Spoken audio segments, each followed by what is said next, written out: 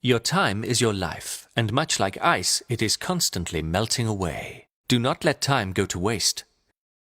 Know that time should not be without structure. You must order your day and night, organizing your routine of worship and assigning an activity to each period. This is a method for constant remembrance of God, a necessary ingredient in attaining spiritual happiness. Try to awake from sleep before dawn, a noble time, and let the first words in your heart and on your tongue be the remembrance of God. Purify your body and get dressed appropriately with the intention of obeying God.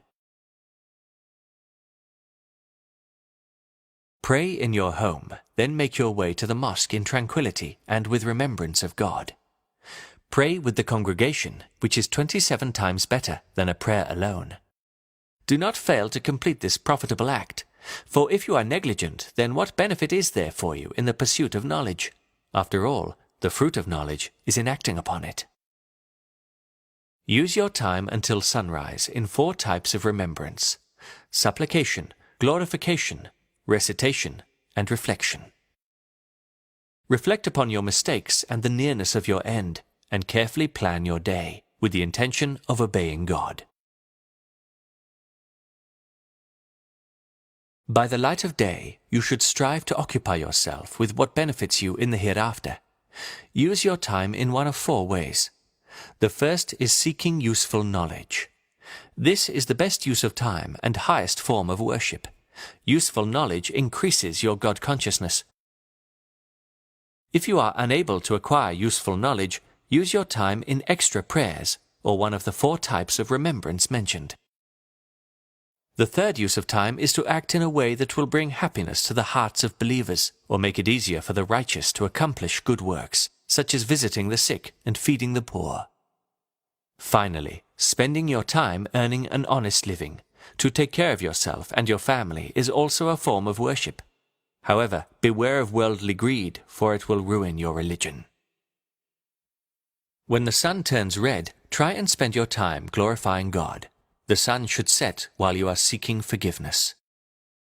One must also set aside time for worldly necessities, family, and community. Before you sleep, review your knowledge. Do not end your day in entertainment, for actions are according to the last of them. Know that sleep is like death, and waking is like resurrection.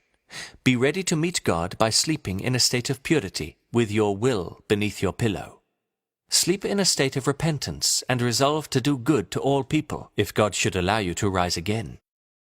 Do not let your sleep exceed 8 hours, for it is enough that you waste 1/3 of your life. Try to wake in the depths of the night, when the soul is pure, there are no worldly distractions, and the gates of mercy in heaven are wide open. Prayer at this time is a treasure. If this routine is difficult, you must be patient, as a sick person is patient with the bitterness of medicine, waiting for a return to health.